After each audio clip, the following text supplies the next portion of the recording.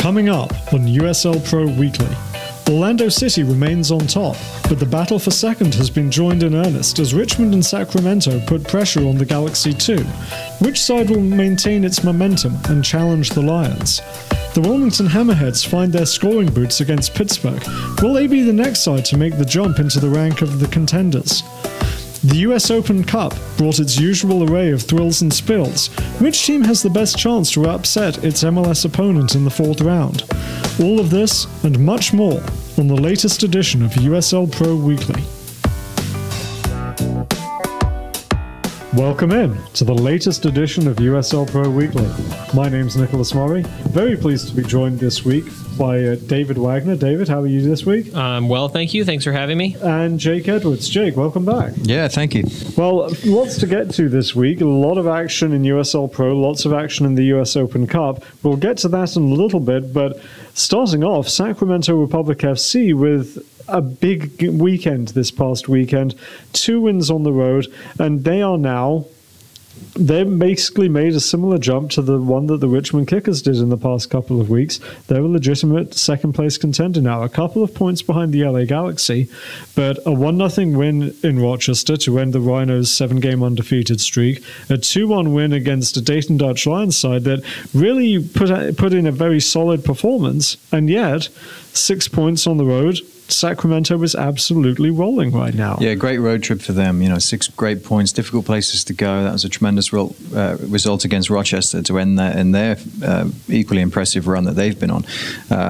Obviously finding some consistency now, getting used to playing together, turning the home stadium into a bit of a fortress. Of course, 20,000 people helps, but starting to feel very much at home there. You can see that in the way they play.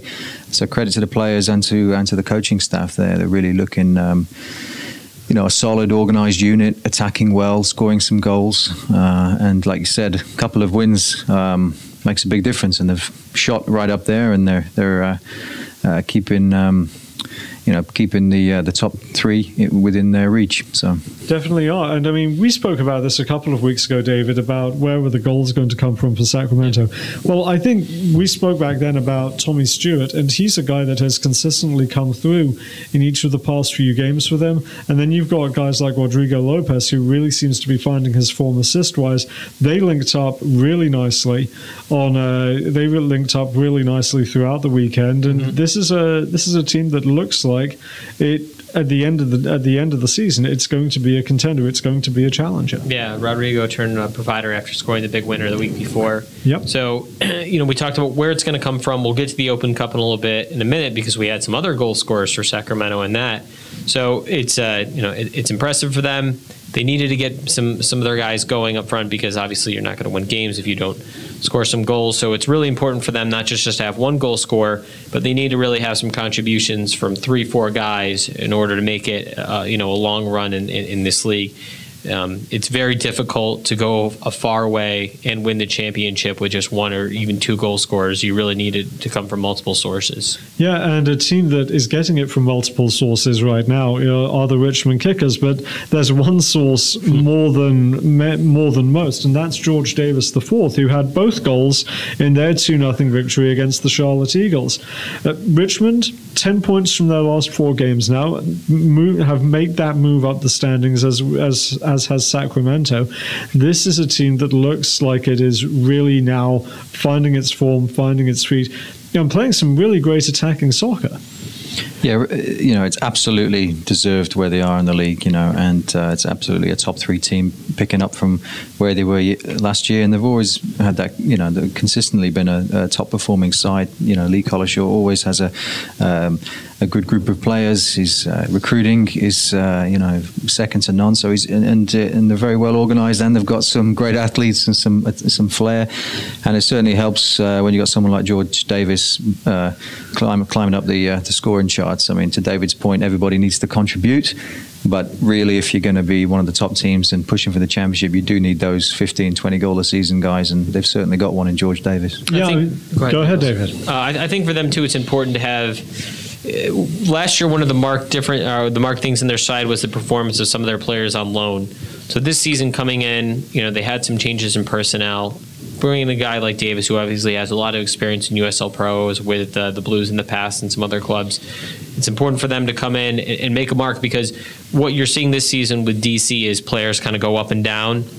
Obviously, Seaton's been there. Seaton scores some goals, but someone does well and they go back to DC. It's tough to rely on that person. So for DC, for Richmond, it's very important that they have those players that are on their team, not just lone players that really contribute on a regular basis. Well, they've had a couple of those, I think, in Connor Szymanowski, who has been very good at centre back, and then Joe Willis in goal, who has kind of taken over the Andrew Dykstra role for the Kickers this season. And they're both putting in very good performances. But for Davis, this definitely seems like it's a breakout season. He's been all-league selection in the past for Dayton a few years ago and for Orange County last year, but we've never seen anything like this out of him, and it really seems like he's flourishing under the tutelage of Lee Calishaw and with the pieces that the Kickers have around him. Yeah, definitely. It definitely seems to be the case this year. It's a good breakout for him, a guy that's put his time in, and great timing for Richmond to get this contribution. Absolutely. Now, the other team, these two teams, Richmond and Sacramento, both actually jumped past the LA Galaxy 2 on Saturday, before the Galaxy 2's game on Sunday night. A little bit of pressure on the Galaxy 2 after they fell in Sacramento the previous week. I think they answered a few questions about their resilience, though, and because that was a fabulous attacking performance. Chandler Hoffman scores 2 goals. Bradford Jamieson IV scores his first 2 professional goals, and both of them were really spectacular. And this team really seemed to get back on track with its 5-0 victory against Oklahoma City. What was the biggest thing you took away from the Galaxy's performance late on Sunday night?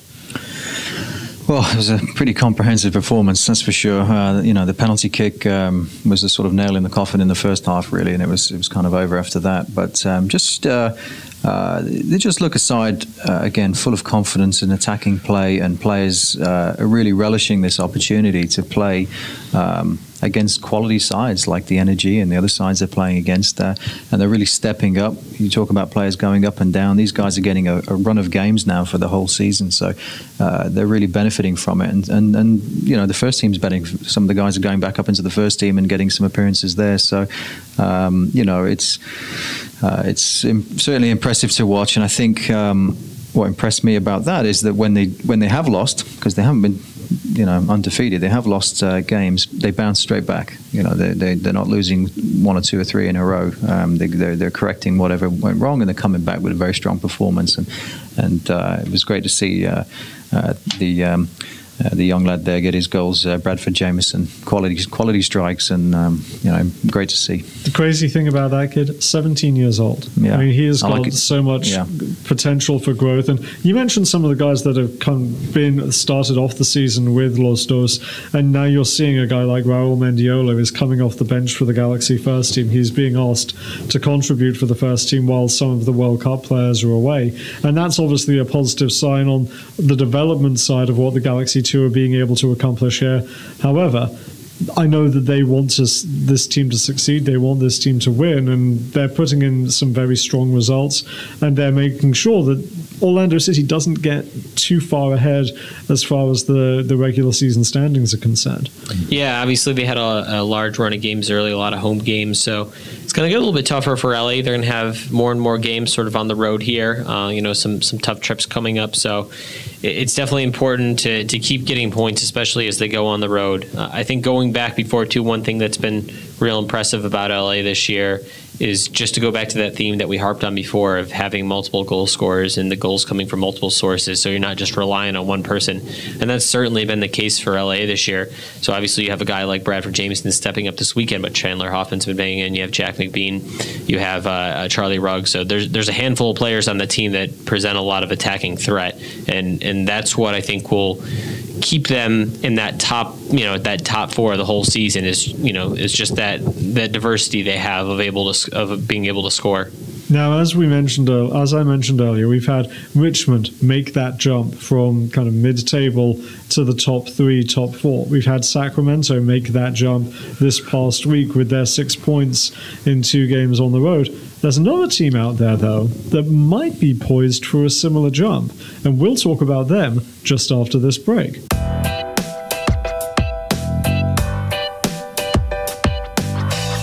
Now, as I mentioned before the break, there was Sacramento made the jump this weekend. They got themselves into top 4 contention, top 3 contention even, with 2 consecutive wins on the road. The Wilmington Hammerheads, though, are maybe a dark horse to join this conversation in the next few weeks, because you look at their current run of form. They've won 3 consecutive games. This past Friday, they finally found their scoring boots. Jordan Hamilton picks up a goal and 2 assists. Really, really outstanding performance by the Toronto FC loanee. Sammy Ochoa gets back on the score sheet. Stephen Miller with a goal and an assist. And this is a team that only played 7 games. It's only lost once. If they can maintain this momentum going forward, they're going to be in that conversation for a top 4 place at the end of the season. Yeah, absolutely. The big question is, go on, can they do it? That is a big question. They're certainly in the position to do it, for sure. And that's an impressive win against Pittsburgh, albeit Pittsburgh are at a bit of a tough spell at the moment, low in confidence, but still it's convincing to put 5 goals past some quality players on that Pittsburgh side. So, Coach Irving he's a very good coach, experienced coach, been in this league for many years. He's seen it and done it, and he's a wily character, and he's putting a good group of players out there that look organised and are playing well, and they've actually got people haven't been looking at them because probably the amount of less amount of games they've played, but they've got a number of games in hand. I think maybe 4 or 5. They've got 3 games in hand on teams like Richmond and Sacramento, who've both played 10. They've got 4 games in hand. That's right. On the Galaxy 2, who've played 11, and Orlando have played 11 already as well. So you've got the potential to gain 9 points and Absolutely. really get yourself in that conversation. The test for them is going to be coming when they play those top teams. Can they take points from the teams above them? They've got some big games coming up, but they're in a fantastic position right now. Definitely an exciting team, and I think the guy that I was excited to see break out over the last couple of weeks is Jordan Hamilton.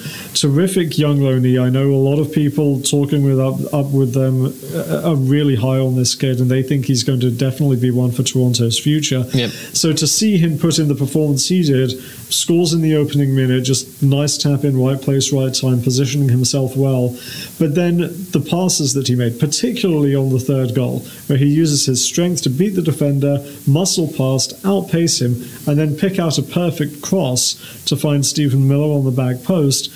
Simple goal. Yep. It looks simple, but the power, the vision, this kid seems to have a lot of that, and that can take the Hammerheads a very long way. Yeah, it's interesting. I was actually, before the game that day, I was actually speaking with their general manager, Jason Arnold, for a little bit, and we were talking about Hamilton and some of the other young players that they have on that team.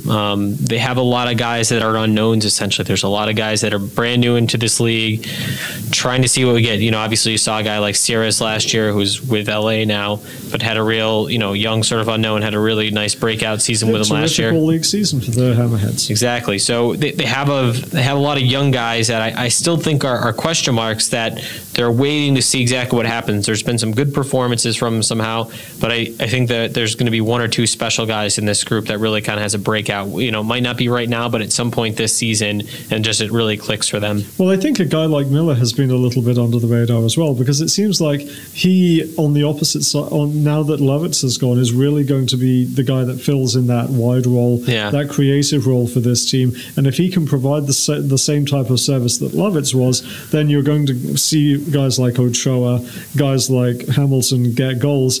It was interesting to me, and we were talking about this before the game last week, David, where I was wondering maybe you use Mikhail Oliveira as a winger as well, because the guy was so effective last year. The guy's got speed, the guy can deliver a good cross, and he can also get in at the far post if the play is on the opposite side of the field. He's a good goal scorer. He is. And that was what we saw David Irving pull out of his hat for Friday night's game. And obviously it worked phenomenally well. And this is a team now, 3 games on the trot, chance to make it 4 on the trot with a game against Charlotte this weekend. This is a team that has a lot of positive momentum behind it. Yeah, it's almost like Coach Irving heard you from here. I pretty much doubt that, although we do have good conversations from time to time. Now, as you mentioned, Jake, the flip side of Wilmington's performance was the continued struggles of the Riverhounds, and I thought on Saturday night they did look much more cohesive. They looked as though they had much more punch, much more attacking threat, but they still weren't able to get off the schneid. And the Charleston Battery, despite being down a man for almost the entire second half, managed to claw out a 1-0 victory. Is there a magic formula here for what's going to turn things around for the Riverhounds? It'll be the coach. That's the key. I know they've got an interim coach at the moment. Perhaps they'll stay with him, or perhaps they'll bring somebody else in. It'll be, the coach's role to get these players back together again into a cohesive unit, build the confidence back up to the senior players to roll the sleeves up, take some responsibility as well, and get themselves out of this hole that they find themselves in. It's not insurmountable at all. There's plenty of games left to play, plenty of points to be had. There's just a bit of a perfect storm of things that were happening, and it's just affected them. But it's absolutely not the end of the world. They can get out of this. And you've seen that, too difficult the road trip, two losses there, but then they've bounced back in the Open Cup yesterday with a nice result there. And in these situations, you're looking for little positives. You can't be looking too far ahead. You're looking to the next match. You're looking to something to spur you on, to turn the tide a little bit, something positive, and that Open Cup win potentially is the one that they can build upon. So Nico Katic obviously is a very well-respected member of the Riverhounds organisation, long-time player there. There is the potential that he could be the guy that gets things turned around just because of the force of his personality. Well, he's there, like you said, he knows the culture, knows the organisation, they know him, the players know him, and he has those leadership qualities to do the job. Whether he wants to or the club wants to stay with him will depend on several factors, not least how they do on the field, or whether they bring somebody in. That's all to be determined. But for the time being, he's at the helm, and it's his responsibility to turn things around. Another couple of teams that are struggling right now, Oklahoma City and Dayton, both on relatively sizable winless streaks.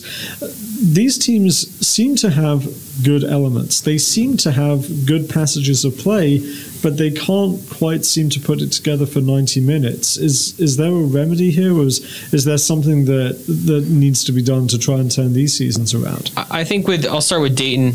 Last year, Dayton was never out of a game. They were always in it. They always come back and score a late goal. There was some sort of wild card element to them where you could never really count them out, and they would always do something unexpected. They did lose some of their goal scoring last season though, and that's something that's kind of tough to deal with going this year. They had sort of they come up, they line up in that 4-3-3. They had sort of a three-headed attack up there. So going into this year, when you lose some of your key players that put in the goals, then the job's going to fall to somebody else. And up until this point, that hasn't really clicked for them. So and it really has been Aaron Schoenfeld and Aaron Schoenfeld alone. The secondary scoring there hasn't been enough. I mean, you had Schwarzendruber and some of the other guys last year that were coming up and scoring on a regular basis. So for me, they just haven't found that replacement yet. I mean, they were always a very up and down side. They could come out and lose 5-2, and then they could come back the next match and score 3 goals in the last couple minutes and tie the game or win it or something. So that was the type of side that Dayton was last year. They were very, they were an enigma. They would go up and down. So last year, things just happened to be going their way. This year, the goals haven't been going in. It's a similar system. They do have some of the same guys back, but, the pieces haven't just quite clicked this year. For Oklahoma City, for me, it's tough. It's a new club. I think that, obviously LA is a different case because they have a lot of pieces in place and there's so many guys on loan from the first team. You look at Sacramento. Sacramento is also a new club, but it just seems that the pieces that they've selected this year have gelled a little bit better. Both Sacramento and Oklahoma City have come in and brought in a lot of guys with experience in this league, and they're not just a team of rookies or anything like that.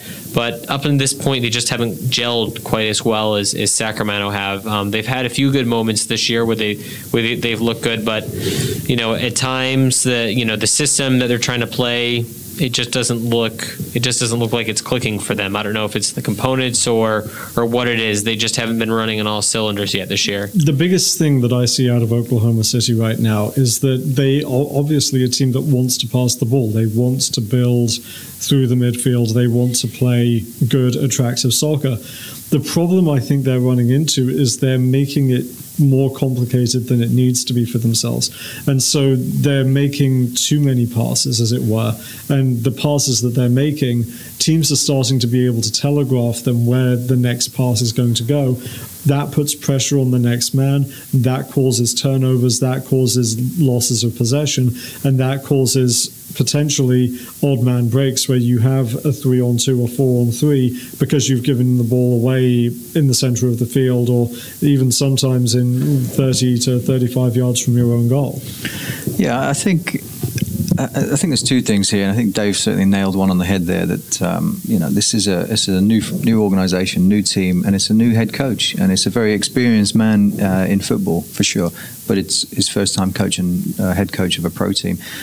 So he's learning, and he's learning what works for him and how he wants to play.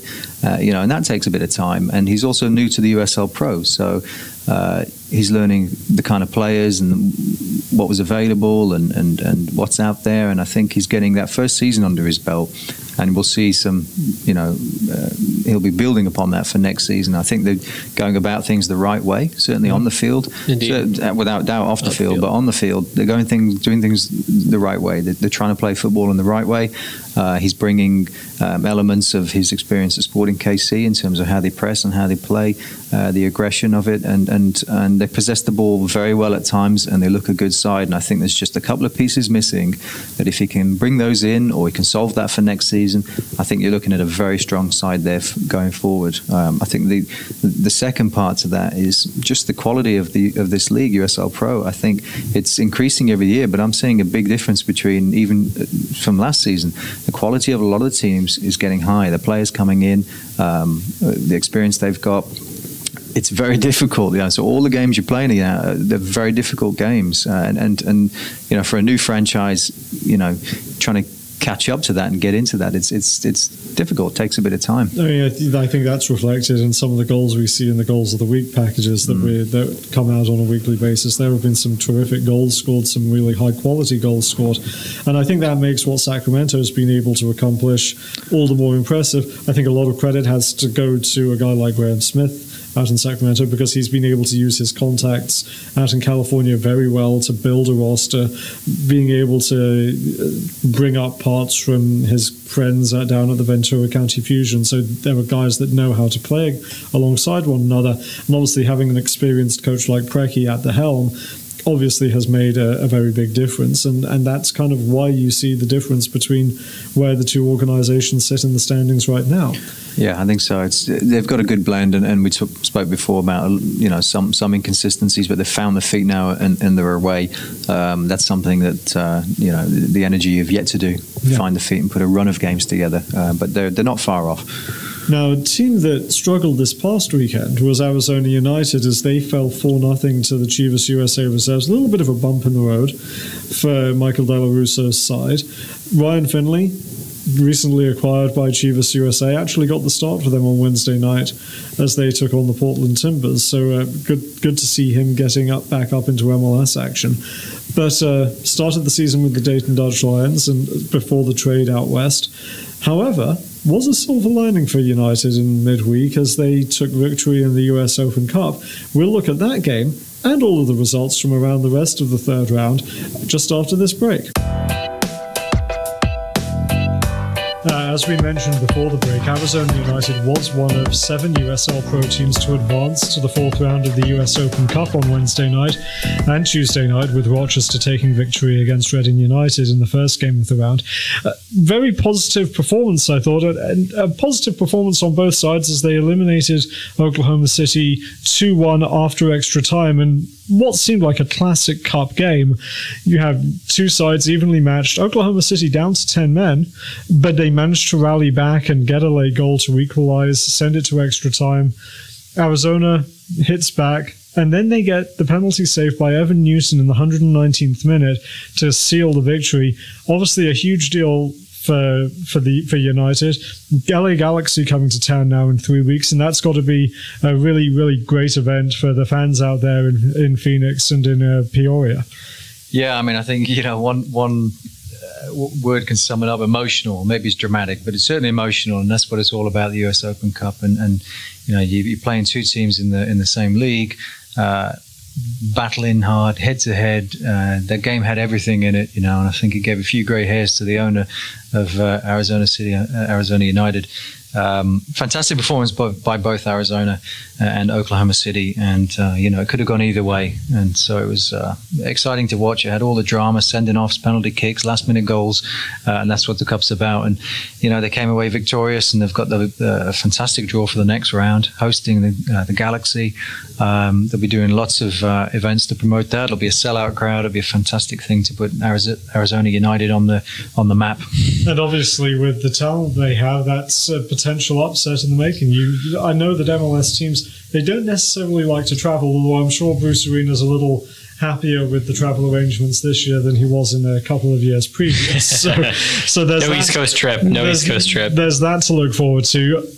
Looking around some of the other results, I think the biggest performance, as you might expect, came from Orlando City, still undefeated in the league, and four first half goals against the Tampa Bay Rowdies, a very emphatic win out of the Seminoles soccer complex, and now they set up a rematch with the side they beat in last year's Open Cup in the Colorado Rapids. But a really great night for the Lions overall. Great night for the Lions. They'll have gone into that game full of confidence anyway for being undefeated and having a fantastic season so far in the USL Pro. Also confident, having played the Rowdies recently in the continuation of the I-4 derby and putting, I think, 3 or 4 goals past them on that occasion won too. 3-0 that night as well. So that would have, given them a lot of confidence going into that match. Great, solid performance, good goals, good crowd again. So they're on the way, and now they've got a good opportunity in the next round against the Rapids side, who we'll see, but potentially an upset in the making there, I think. Certainly, obviously a little bit tougher for Orlando this year going on the road, but the guy last night, as he has been throughout the season for Orlando, was Kevin Molino. Scored another 2 goals. He now has 10 in all competitions this season, and he's having just a phenomenal run. And he seems to really step things up when the big big games like this come around. Yeah, I don't think it's a coincidence that they've already locked him up for next season too. He's the guy that really makes Orlando tick going forward. He creates the offense for them, and a lot of times he is the offense for them, and he scores those goals as well. So just such a huge presence up front for Orlando, and I don't think there's any coincidence that his rise in form really the last, if we were to break the season down into into halves, the last second half of what we've had for this first part of the season has really been coinciding with Orlando playing a lot better. Is Molino just really turning it on for them? Yeah, I mean, the way that he fits into that lineup, I think they started off the season with him playing on they play a 4-2-3-1 system, and I think they started him off on the right side of that system with Darwin Sterling playing in the hole. They've switched Molino, it feels like, to a more central role. Indeed. And he's being able to take advantage of that and pop up in the penalty area and find the back of the net with great consistency. Yeah, I think in that role he really thrives a little better. I know early in the season there were some times where there was just a little bit too much space between those guys in the bucket and the guys up top. And what he does is he's really able to come in and connect that midfield, connect those guys that drop a little bit deeper up to the forwards and make those passes and just put themselves in dangerous positions all the time. Yeah, and watching the way that he and Yordani Alvarez play alongside one another in that lineup, it's as though the past 2 seasons where Alvarez was with Real Salt Lake, they didn't happen because they were immediately clicking again. Now, other interesting results from around the third round were Pittsburgh Riverhounds. They had a rematch with RWB Adria, a side they beat in penalty shootout last year, and they managed to not go to penalties this year, still needed to go to extra time, but Johnny Arteaga gets the late goal. They win 3-2 late on. That's got to be a very nice boost for this team as it looks to try and get things going, get things moving in the right direction in the league. You'll also look at a side like the Richmond Kickers, who fought back well. I mean, that was a difficult game, not necessarily because of the opposition, but because half an hour in, you're down a goal, and suddenly you get a 2.5-hour lightning delay. You're waiting this out. You're wondering if you're actually going to go back to the field again. They've got a busy schedule this weekend on the road in Rochester and Harrisburg. So for them to come back and got that win out and get rewarded with a home game against the New England Revolution is obviously a big plus for the Kickers. Yeah, I think both Pittsburgh and Richmond showed a lot of professionalism in those two games, because don't forget, the Open Cup here is the Cinderella story. It's the chance for the teams in the lower leagues to knock out the big boys, and so you can't really win those games when you play in the lower league teams. You're expected to win, and if they give you a hard time or you don't win, it's a major issue. But you're playing a team coming into that match. That's the biggest game of their season, without doubt. So they are coming at you 110%. And you really have to be switched on to handle those games. You can't take them lightly in any way, shape, or form. And we saw that with some of our teams, in the games yesterday. So they got caught out. So it's not a surprise that some of these games go into overtime. These are tough matches, and both those teams showed, relying on a lot of their professionalism and the experience of the players to get through those games, get through the overtime, deal with weather delays, and managed to avoid a penalty shootout, but because we saw a few of those last night. So, but credit to both of the teams for getting through, and certainly Pittsburgh getting a nice draw against Chicago to look forward to. You mentioned the fact that there were a couple of teams that got eliminated, and certainly hats off to Orlando City's U23s who beat the Charleston Battery in a historic penalty shootout. According to our friends over at thecup.us, this was the longest penalty shootout in the modern era of the Open Cup, going 14 rounds. And they get rewarded with a trip to face the Portland Timbers, so good luck to the Young Lions. Also the Laredo Heat with a very dramatic comeback victory against the Fort Lauderdale Strikers. If you haven't seen this clip yet, go onto the Laredo Heat's YouTube channel. They have the entire game archived. You'll just want to watch the last 5 minutes for Esteban Bayona's game-winning penalty kick in stoppage time. And the goal call too. Fantastic moment, fantastic call by the Heat's announcers, because the Heat took their production equipment, they streamed the game from South Florida, so credit to them, tip of the hat to JJ Baylor and the organization over there, well done. Their first win in the Open Cup against a professional franchise, so great stuff for them, and a trip to the Houston Dynamo. Now, other games, as far as USL Pro is concerned, Sacramento Republic really rolled over a good Fresno Fuego side in 6-0, and you talked about this earlier, David. The diversity of the scoring was the big thing here. Rodrigo Lopez with a goal and 2 assists, but the goals seem to be coming from all angles for the Republic in this one. Yeah, Justin Braun back on the board for them, which is a guy that we've talked about who obviously a very physically imposing presence up top for Sacramento, and I think he's a big part of what they're going to do going forward. I think a healthy Justin Braun, who obviously has a good handful of experience at the professional level beyond USL Pro as well, I think is an important aspect for this team. Come in, be that presence up top, create problems, hold up play, let people run off them. I think he also frees up guys like Rodrigo Lopez to allow them to do what they do best. So. And this sets up a big brother, little brother game with the San Jose Earthquakes, one of their affiliates in the 4th round. And speaking of big physical presences, this could be a very biff bang boom kind of game down at Kezar Stadium, given the nature of the two teams attacking proclivities. I think that you look at this Sacramento team and they have a little chip on their shoulder almost. I think they come out there and they have a point to prove that, even though that this is their affiliate, to show that they want to be not just at that next level at some point in their city, but also this team wants to be at a next level. They have a lot of guys that maybe have been in the MLS at some point. They have a coach that was in the MLS at some point. So I think there's a lot of guys on this team with a point to prove, and they want to show that they can really play at that first division level as well. Now, another big brother, little brother game that we have in the 4th round is the Harrisburg City Islanders, who will visit the Philadelphia Union. And Harrisburg, after a very quiet start to the season in front of goal, they put up another big number yesterday, put up 4 goals in their victory against the Baltimore Bohemians, and this is a team that now seems to be clicking into form. They've got some big games coming up this weekend against the Richmond Kickers and Pittsburgh Riverhounds, the first of the Keystone Derbies. We'll talk about that in a little bit, but it's good to see things with the attacking options that they lost after last season. It's good to see Jim McLaughlin, Morgan Langley, Clesio Balquet all starting to find the target, all starting to get their name up on the scoreboard. Yeah, they're finding some form now, and they're getting some good goals, and they started slowly, and we weren't sure how they were going to fare, but we knew they had the players on paper and the coach to do it, and so we're seeing that now.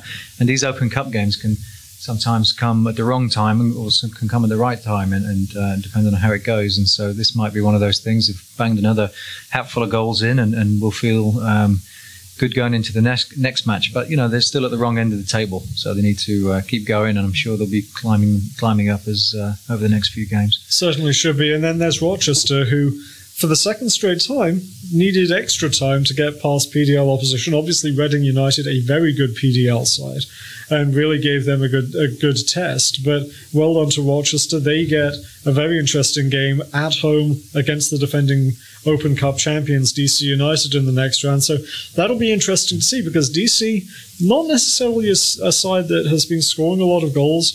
Eddie Johnson, it'll be interesting to see if he plays in this game, because the Rhinos' defence has looked awfully airtight so far this season. Yeah, I think they've got a wonderful opportunity. I think they'll be pleased with that draw. And I think, like you said, there's a defending champions, tough team you're going up against, but maybe not in the best of form. So, there's a good chance for the Rhinos to maybe advance there. They'll be very pleased with that. But, credit to them, hats off. They've done it methodically and played a lot of minutes, but they've got there in the end. Yeah, USL Pro opposition obviously knocked out the defending champs last year, so we'll see what happens this season with the upset that Orlando sprung at Kansas City last time, and this time Rochester has them coming there, so we'll see. Definitely a chance. If you had to pick one of the 7 remaining USL Pro teams to spring an upset in the next round, who do you think it would be? Let's hope all 7 of them do it. I don't know. I could probably. I might take the easy one. I think Orlando have got a good chance out in Colorado. I think Richmond. I think Richmond's got a good chance. I think they're going to show better than they did the other day. I think they're going to bring it. Yeah. I think I'm actually looking a little bit at Sacramento. I think with the players that they have and the style that they play, it'll be interesting. And going up against that big brother, I think they want to really have a really big impact. And a guy like Justin Braun is the kind of guy that you would expect to show up big in a game like this. So that would be the one I would be looking at. Aside from obviously the obvious choice, Mr. Edwards, well, I think taking the easy way out. Yeah, I think it shows you though that we haven't all taken the same choice there. I think they've all got a good chance. So I think we'll see how they get on. Hopefully, we're here talking about a few more teams in the next round. Certainly hope so. Well, talking of the next round, we've got the next round of USL Pro matches coming up this weekend, and we'll take a look ahead to some of those coming up after this break.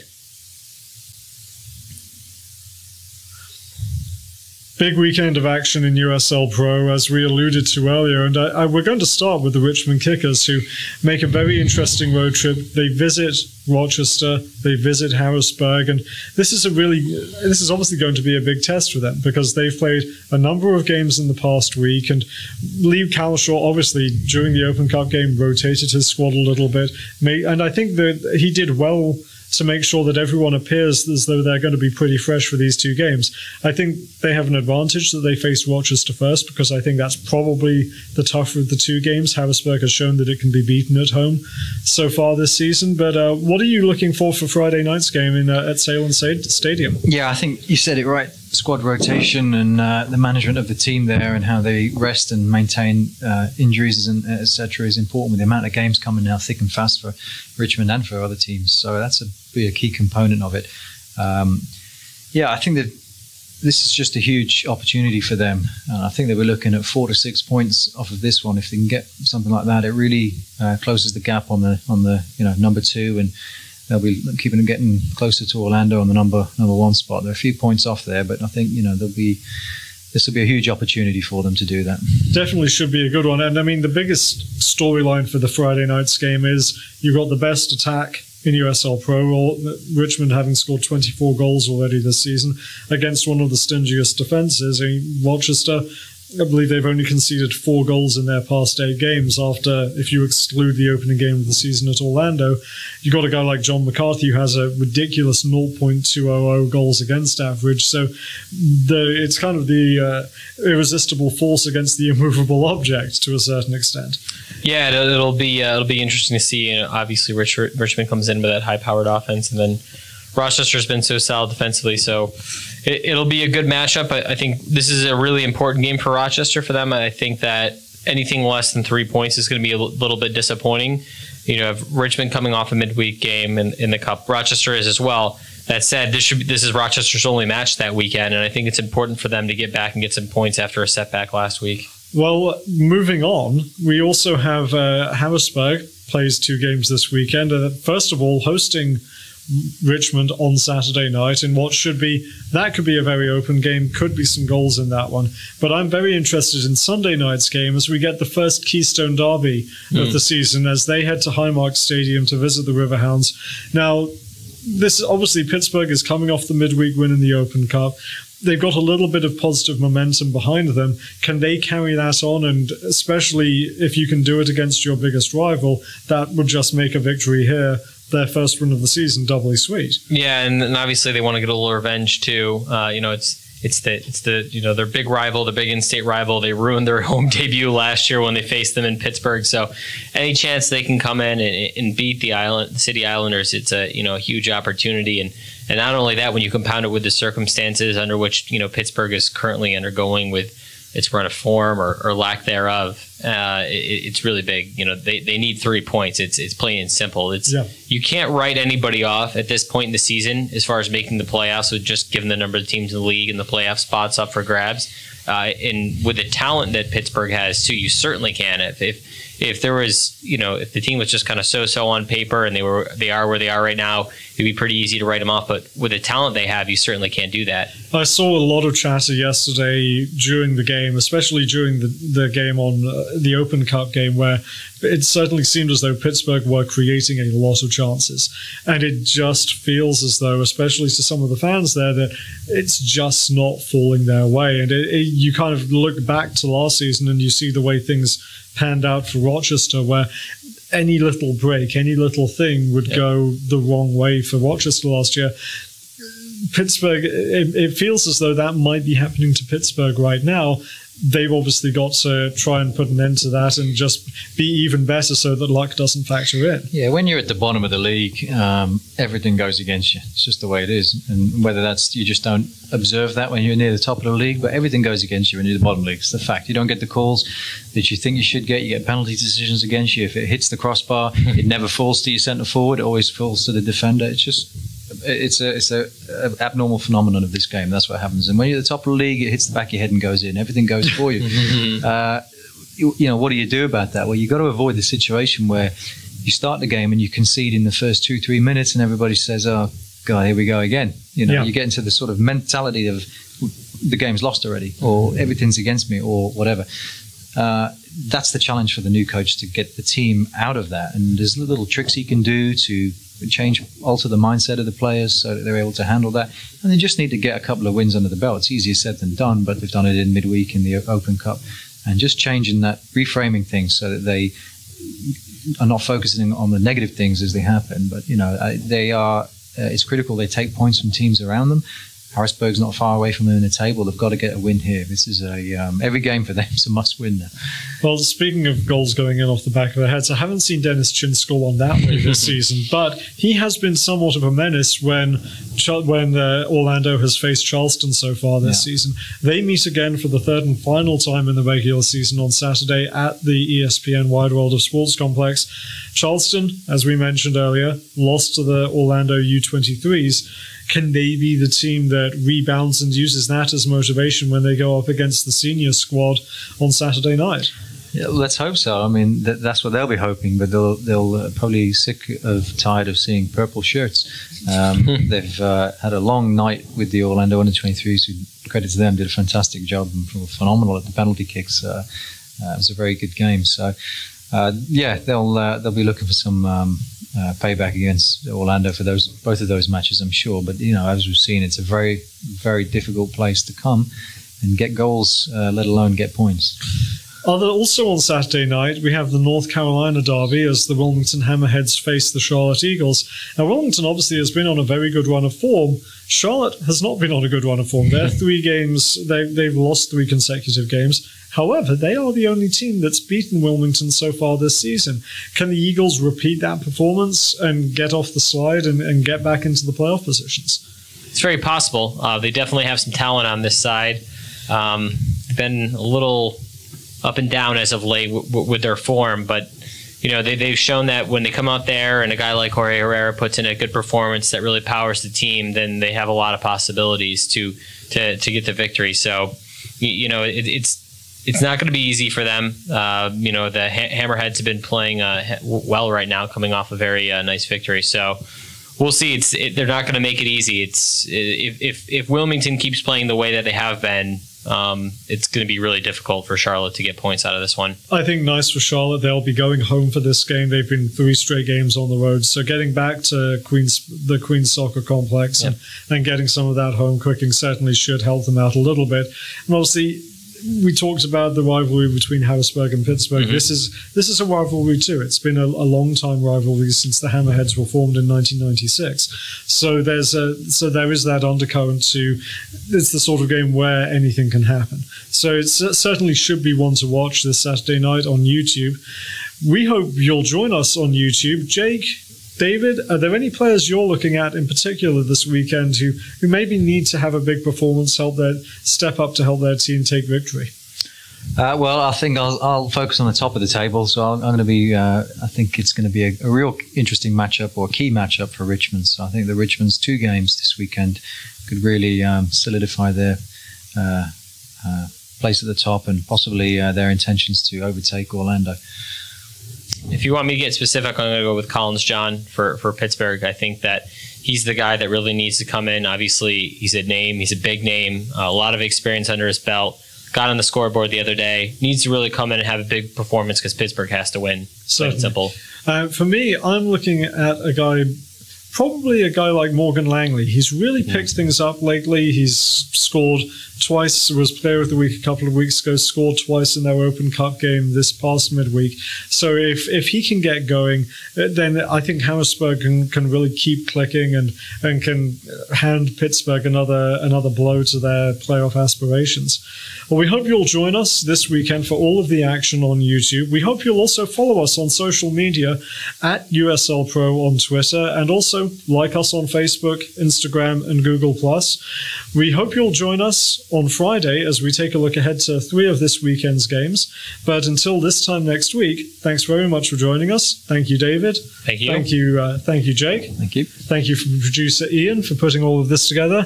And thank you for listening. Bye for now.